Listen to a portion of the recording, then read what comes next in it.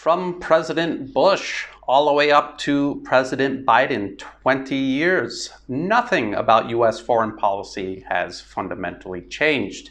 And we can argue that this goes back decades and decades, even into last century, and especially in regards to Iran. Now, this is an article from RT. US will strike at a time and place of our choosing after rocket attacks on bases where?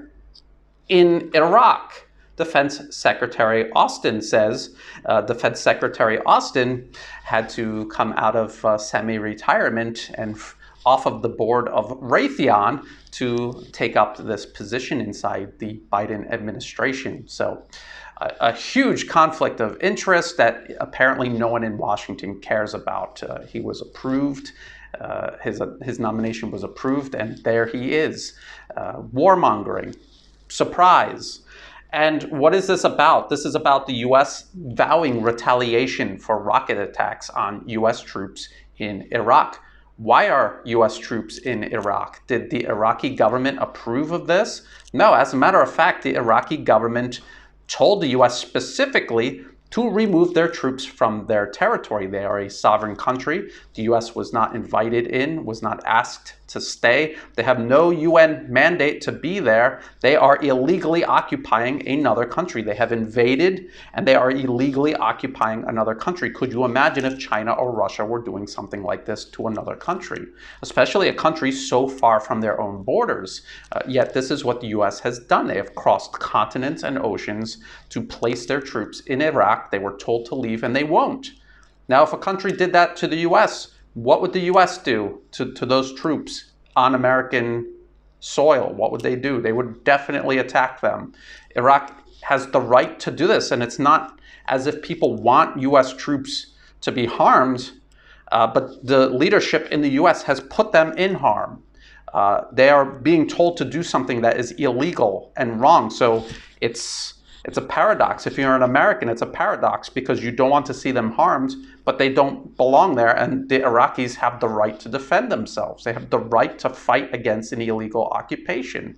So for Americans, it's a very difficult position, and Washington, the people in Washington and the corporate interests, like companies like Raytheon, put troops in harm's way on purpose to create this sort of problem, really, this policy problem. And this is how they manipulate the public to support them. This is how they're going to manipulate the public toward war with the people of Iraq, Syria, who the US is also illegally occupying, and eventually Iran. A nation that is in the region, a nation the US does not want to have influence in the region it's located in because it threatens America's unwarranted influence in the region. So we're gonna have to keep an eye on this. The US is obviously on the warpath with Iran. Biden blatantly lied about wanting to return to the nuclear deal. He's not going to. The policymakers that tell Biden what his policy is going to be had no intention of ever honoring that deal.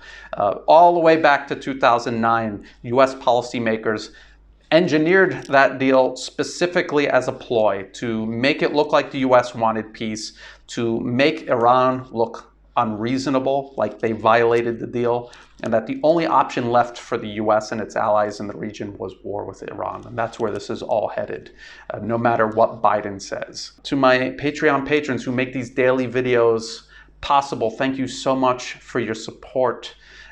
Please like and share the video if you thought it was useful. Think about subscribing to my channel. Check out my channel on Odyssey in case YouTube decides to delete this channel. And to everyone everywhere, as always, thank you so much for watching.